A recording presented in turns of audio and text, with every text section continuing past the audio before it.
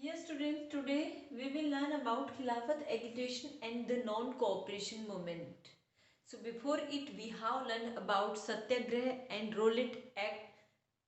Rowlatt movement. So ये दोनों topic हम क्या कर चुके हैं, हम दोनों जो मोमेंट हैं हम उसके बारे में क्या लर्न कर चुके हैं. सो और नेक्स्ट मोमेंट कौन से होंगे, एक खिलाफत and second is non cooperation.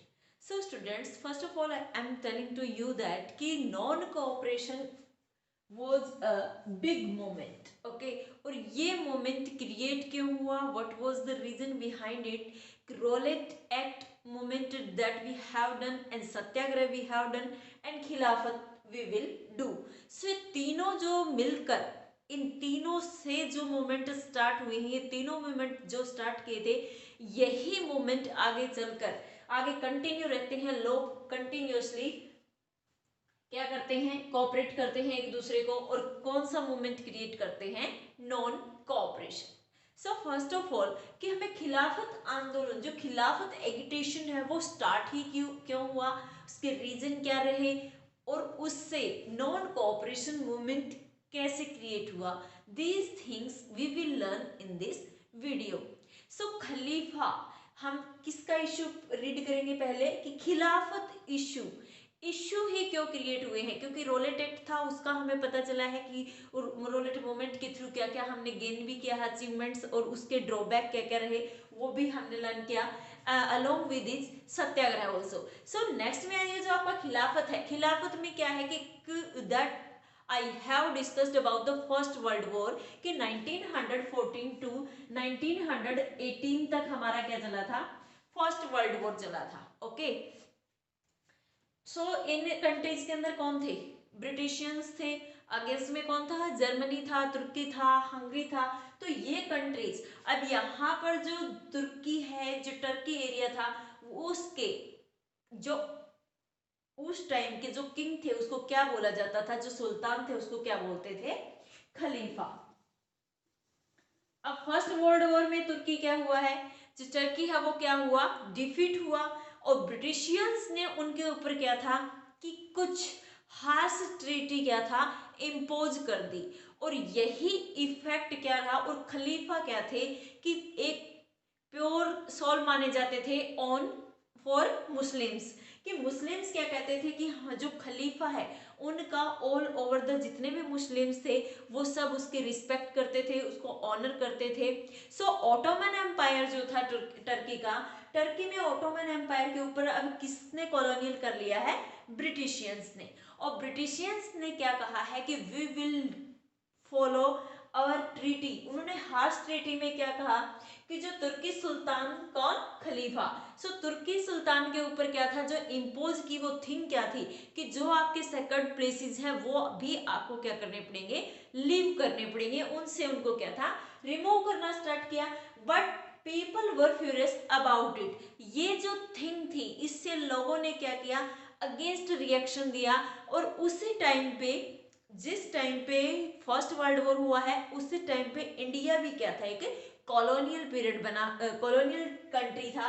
So colonial country में क्या था कि हमारे कंट्री से, मैंने बताया कि खलीफा क्या था, ऑल ओवर द वर्ल्ड जितने भी मुस्लिम थे सबके लिए क्या था, ऑनर था, रिस्पेक्ट करते थे उसकी. और ब्रिटिशियंस ने जैसे उसके अगेंस्ट रिएक्शन देना स्टार्ट किया, जो हार्श ट्रीटी उससे फॉलो करवाने के लिए बोला, तो उन्होंने डिमांड क्या की सभी मुस्लिम्स ने कि खलीफा be allowed to retain control over Muslim sacred places in erstwhile Ottoman empire. कि जो हमारे सेक्रेड प्लेसेस हैं वो मुस्लिम्स को क्या है, उनके ऊपर कंट्रोल किसका होना चाहिए, ऑटोमन एम्पायर मींस खलीफा, ओके. और जो ऑटोमन एम्पायर है उसके टोटली उसके जितना एरिया है वो उससे क्या ना किया जाए, उससे उसका कंट्रोल ना किया जाए. सो ये डिमांड की सब मुस्लिम्स ने, all over the world country जितने भी मुस्लिम थे सब ने इसकी डिमांड की. सो उसी टाइम पे ब्रिटिशियंस ने क्या किया था, अपने ऊपर कंट्रोल, इंडिया के ऊपर कंट्रोल था. तो इंडिया में जो मुस्लिम्स थे उनके डिमांड ये थी सब मुस्लिम्स की. बट डिमांड में हमारे इंडिया से कौन लीडर्स थे, मोहम्मद अली जिन्ना एंड शौकत अली। इनको अली ब्रदर्स के नेम से भी क्या है नोन किया जाता है, Mohammad Ali and Shaukat Ali.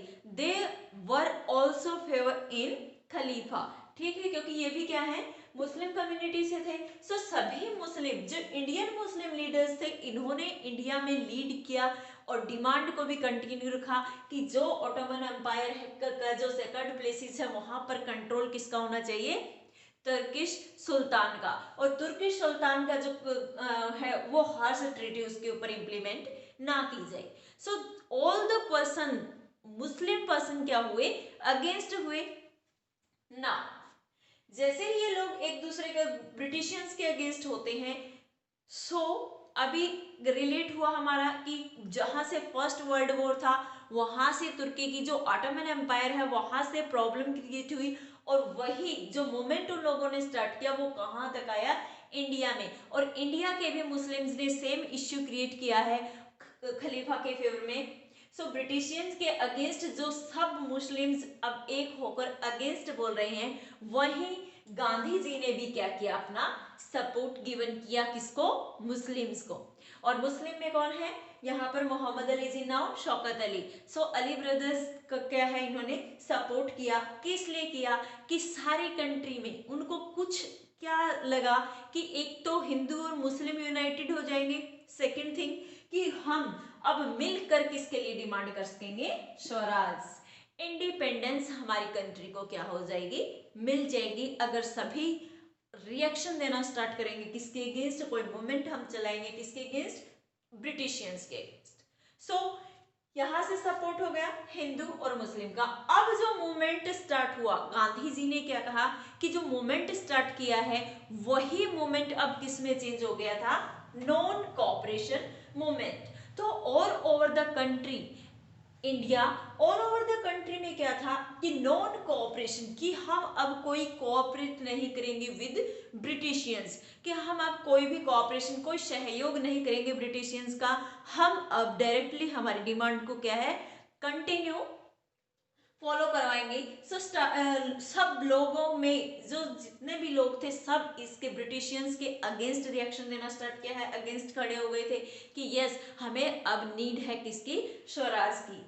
Thousands of students left government controlled school and colleges। अब क्या कर दिया है कि हर चीज को क्या कर दिया है, उसके अगेंस्ट, कि उसको त्यागना स्टार्ट कर दिया है। कोई भी क्या है उन चीजों को अपनाना नहीं चाहता है जो ब्रिटिशियंस ने हमें गिवन की है। ओके, सो बायकॉट करना स्टार्ट कर दिया है। सभी जितने भी स्टूडेंट्स थे, थाउजेंड ऑफ स्टूडेंट्स ने स्कूल कॉलेजेस सब छोड़ दिए। क्यों, क्योंकि वो सभी किससे रिलेटेड थे, ब्रिटिशियंस से। सो उनकी गवर्नमेंट के अंडर जो भी कंट्रोल था, सब स्कूल कॉलेजेस सब स्टूडेंट्स ने क्या किया, लीव किया।